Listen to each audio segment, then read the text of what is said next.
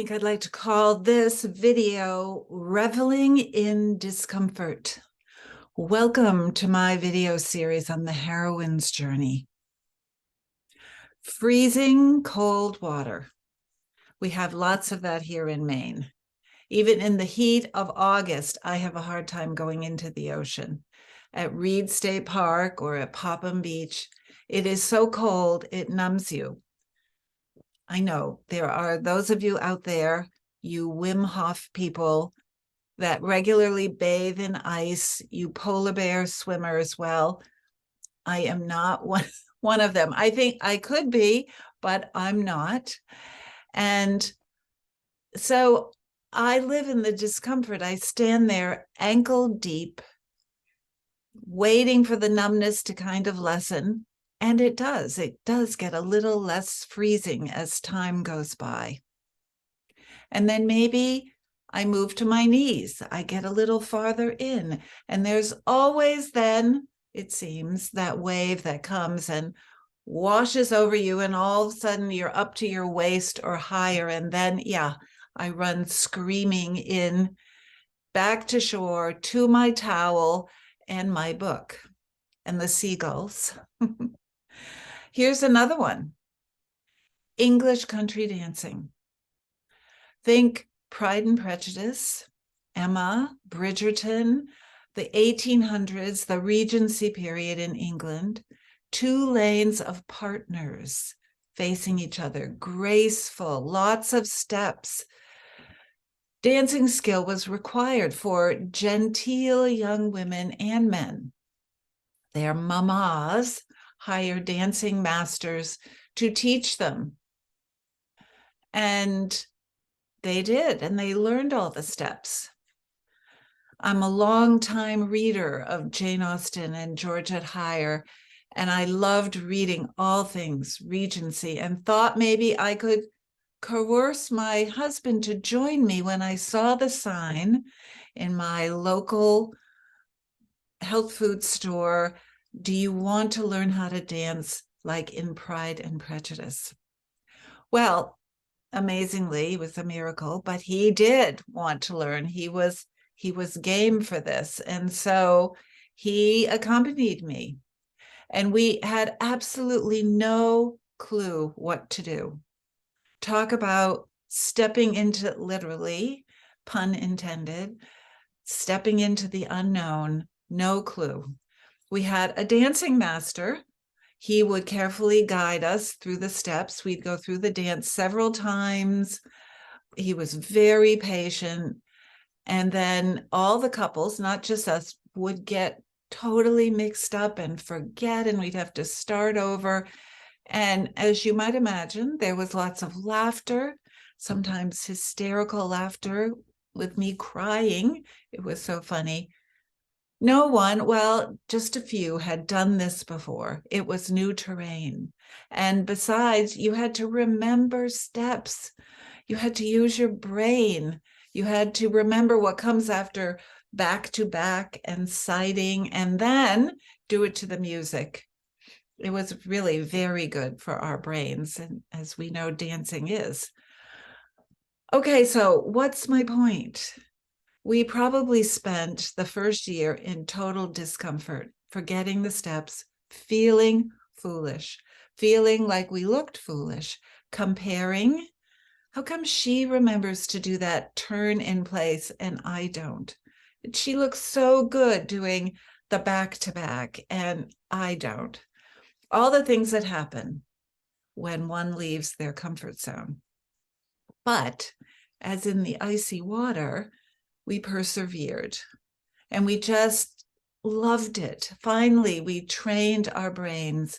Finally, we remembered what came next. And as with so much, we found that we could do these things and just enjoy the movement and the music and what it looked like, all these couples swirling around so gracefully, and not worry so much about the steps and how we looked.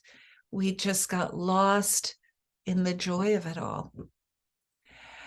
And we watched new people come in, and some could stick with it, being okay with however they thought they looked because they were learning something new. They knew that this was part of the process, looking initially foolish, and that was okay. And there were others who just could not bring themselves to look foolish in front of strangers, and so they'd leave. Isn't that a big part of it? We feel like we're looking foolish when we are learning something new, especially as an adult. Adults are supposed to know, right? As most adults have found their thing, their comfort zone, and they stay in it. So when any of us venture out in front of these comfortable adults trying a new something, well, the potential to look silly, stupid, ridiculous, all those words, well, we're just inviting criticism. Look at her, she's trying to act young. And we don't like criticism, do we? No, we do not. But if you believe in the practice of leaving your comfort zone as a good thing, to practice regularly, then truly you eventually revel in it, finding yourself uncomfortable because you know how it benefits you, how it enhances your brain, your creativity, your ability to see beyond your perceived limits, and because you understand the process, that it is a process. You expect, okay, here I am again, trying something new. I'm going to feel like an idiot because I always do at the beginning. I'm going to try this. I'm going to make mistakes. I might even fail. I might even do something epically stupid, but then I'll pick myself up and I'll keep going. It's all part of the process. And so the more you step out, the more you learn the process, and it's not such a big deal. I can't speak in front of people. I can't deal with conflict. I can't sing. I can't paint. I can't. All of these things I have said and I have overcome. Comfort zone jumping is a great way to move beyond your I can'ts, beyond your limits. It's not easy necessarily. I can't say that it's easy, but back to the icy water at Reed State Park, you can start small. And you'll see that these things, I often talk about the call to go on a heroine's journey. That's a bigger, deeper, soul-related, wow, I need to be doing something different with my life kind of thing. Comfort zone jumping, this is really about practice, about trying things, practicing, learning what you like and what you don't like. It's smaller than the call to go on a heroine's journey. I wanted to share one more example other than social English country dancing, other than going into icy, freezing water in Maine, social media. Let me start by saying, even after 3 years of wading into it, I'm far, far from an expert. Here was an area, social media, body of knowledge and learning that I knew little about. Never mind actually doing it myself. But when I published my book, You Are a Heroine, a retelling of the hero's journey in December 2018, I quickly learned, wow, no one will ever even know about your book, never mind read it, unless I got out there and talked about it. Horrors. I remember my grappling with the understanding that, wow, you mean there are 3 different ways I could be on Facebook, that there's a personal Facebook, and then there's a page, and then there's a group, and I would keep getting them mixed up. Ugh. So I got myself a coach, very smart idea, a young coach, a great guy. I've talked about him before, Jake Ballantyne, and I began to learn how this is done. Talk about leaping in. So this would be back to the metaphor of the icy water.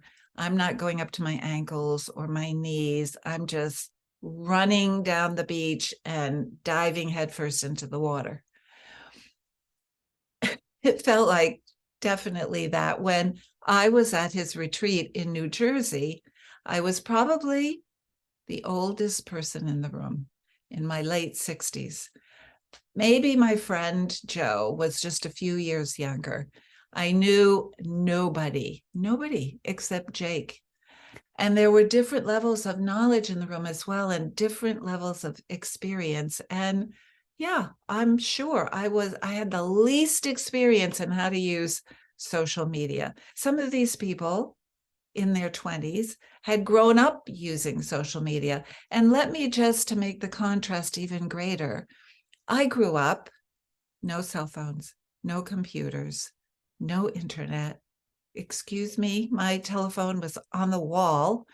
So, anyways, learning experience. And so my comfort zone at the time, because I was coming from a great comfort zone where I had lived coaching clients, corporate organizational groups, and executive coaching clients for 20 years. I was established. I had an established reputation for helping groups in conflict and helping them get unstuck. And I felt good in that comfort zone. But yes, of course, flashback 20 years before that, that was a whole new area for me. Holy smokes. It was definitely scary. I started with divorce mediation. That was my beginning. But as with everything, if we persevere, keep walking one foot in front of the other, we get comfortable. I got comfortable with conflict. Back to Jake and the group in New Jersey. Part of the joy of leaving your comfort zone is you're always navigating, finding your way. It's frustrating, challenging, and exciting. It calls for tons of perseverance. And again, if you do it a lot, you know this is just part of it. I'm not sure what I'm doing. It's okay. It's part of the whole process. So it invites in wrong turns and blind alleys and the discovery of what's not right for you, as well as what's right.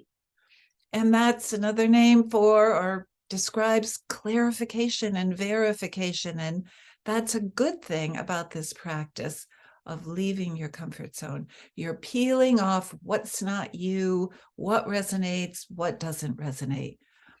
So back then, with Jake, I was not only learning something entirely new to me, but I was figuring out, who is this Susanna outside of her comfort zone, who is no longer the experienced and confident conflict resolution professional who people know as such? Who is this Susanna with a book about the heroine's journey and with people who don't even know her and don't even know about her background, so it doesn't even make any difference? And what the heck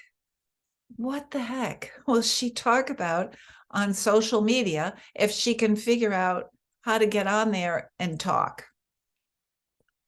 One of the things Jake had us do, and I didn't see this coming, I pictured going to this, sitting in a chair behind a table. He would demonstrate and I would learn. But of course, he's a real teacher. So one of the things he had us do is to take out our phones, grab your phone, he said, and do a Facebook Live about anything.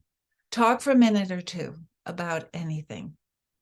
Yeah, a Facebook Live, right?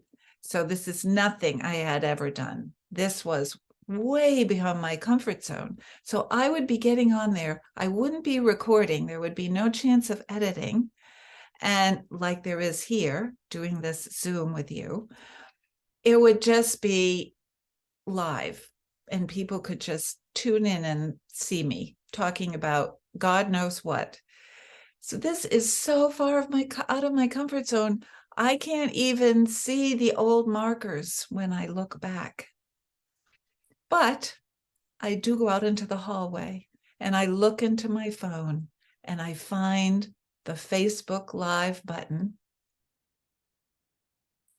and I do it. I didn't die. I did not die, though I would say it was definitely cringeworthy would be the word. And I began by dipping a toe in, even though it felt like, yes, as I said, I had just plunged full body into the icy Maine water and stayed there for 2 minutes. I was just hardly even ankle deep because I went in on one foot, as I said, after another, and I persevered. And now here we are, 3 years later. And here we go, a full whole video. And I needed a lot of hand holding as I went along the way. And I thank my dear branding and marketing manager, Karen De Silva, who helped and did a lot of that hand holding.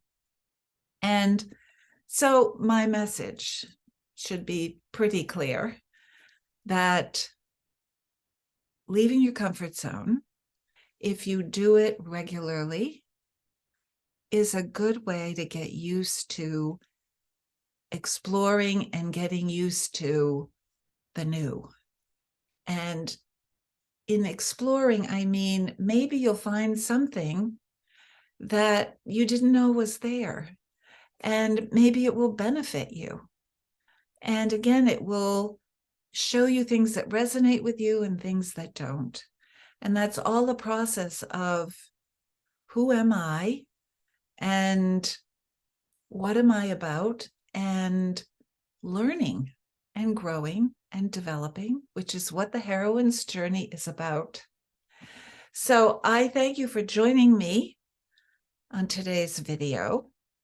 And if you did do the comfort zone challenge with me tomorrow, not tomorrow, because by the time you get this, it'll be done. But on the 14th of December, we had a group celebration on Zoom and in person at 5:30 Eastern, celebrating what people did on the comfort zone challenge. And I've already talked about this, but I did NaNoWriMo, writing a novel in a month, 50,000 words. Guess what? I didn't complete it, but I have the beginning of something I really want to work on, which if I hadn't done this, if I hadn't stepped over that line and said, yes, okay, I'm going to try this, I wouldn't have written what I wrote, and which is something like 14,000 words, far cry from 50,000. But again, it showed me I do want to write. I want to write more. I do want to write for young adults. I do want to allow myself to write fantasy, which I love. Hello, Harry Potter fan here. So, yay, I'm glad I did it. And if it hadn't been for Thanksgiving and 18 people over for dinner, maybe I would have finished. But at any rate, I encourage you to just go for it. Try new things. Go stand in the icy water and see what happens. I hope you'll join me on my next video. I look forward to seeing you there.